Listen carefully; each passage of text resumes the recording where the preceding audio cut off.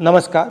आज मैं एक बहुत ज़रूरी मुद्दे पे आपसे बात करना चाहता हूँ। ये हर देशवासी के लिए ज़रूरी है, मगर पिछड़ा वर्ग, दलित, आदिवासी महिलाओं के लिए ये सबसे ज़रूरी मुद्दा है। ये आपके भागीदारी के बारे में है। 2023 में पूरे देश ने, सब पार्टियों ने महिला आरक्षण बिल को पूरा समर्थन दिया था। कांग्रेस पार्टी सबसे आगे थी। सालों के लिए हम महिला बिल पास करना चाह रहे थे। अंत में 2023 में हुआ। भारतीय राष्ट्रीय कांग्रेस की तरफ मैं नारी शक्ति बंधन अधिनियम 2023 के समर्थन में खड़ी हुई। भारतीय राष्ट्रीय कांग्रेस की मांग कि यह बिल फौरन अमल में लाया जाए। 2018 में मैंने प्रधानमंत्री को यह चिट्ठी लिखी। इसमें साफ लिखा है कि महिला आरक्षण को जल्दी से जल्दी इंप्लीमेंट किया जाए। यहां मैंने कहा है कि 2019 में महिला आरक्षण इंप्लीमेंट हो जाना चाहिए। उसके बाद 2023 में मैंने भाषण दिया, पार्लियामेंट हाउस में भाषण दिया, अनेक भाषण दिए, जिसमें मैंने कहा कि महिला आरक्षण देश के लिए जरूरी है और जल्दी से जल्दी इंप्लीमेंट हो जाना चाहिए। In my view, it is quite simple. This bill can be implemented today by giving 33% of the seats in the Lok Sabha and the Vidhan Sabha to India's women. I would like to have seen OBC reservation included in this bill. I think it is very important that a large chunk of India's population, large chunk of India's women should have access to this reservation. And that is missing in this bill. भाई और बहनों, अब बहुत बड़ी बेईमानी की जा रही है। प्रधानमंत्री नहीं चाहते कि कास्ट सेंसस, नए सेंसस, ओबीसी सेंसस के बेसिस पे यह निर्णय लिया जाए। वो चाहते हैं कि 2011 का सेंसस यूज किया जाए, जहां पे पिछड़े वर्ग का नंबर है ही नहीं।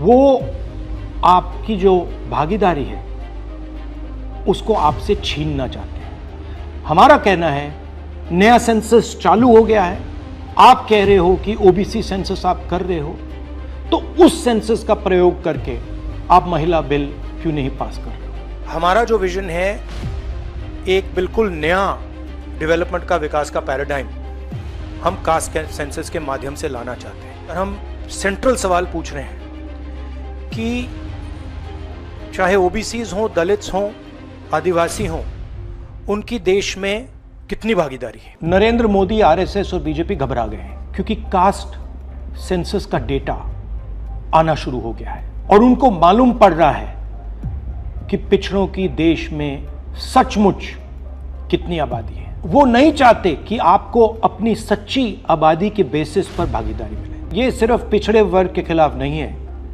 ये एंटी नेशनल एक्टिविटी की जा रही है, क्योंकि पिछड़ा वर्ग 50% है, उसको भागीदारी मिलनी चाहिए और प्रधानमंत्री आपकी भागीदारी आपसे छीन रहे हैं और आपको झूठ बोलने की कोशिश कर रहे हैं। इनका जो प्रपोजल है इसमें एक और बहुत खतरनाक चीज हो रही है। सच्चाई यह है कि अगर जो मोदी जी चाहते हैं हो जाए, तो जो छोटे स्टेट्स हैं, साउथ के स्टेट्स हैं और नॉर्थ ईस्ट के स्टेट्स हैं, उनका रिप्रेजेंटेशन कम हो जाए, उनको भयंकर नुकसान होने वाला है और मैं इसको एंटी नेशनल एक्टिविटी मानता हूं। हमारा जो स्टैंड है वो बिल्कुल क्लियर है।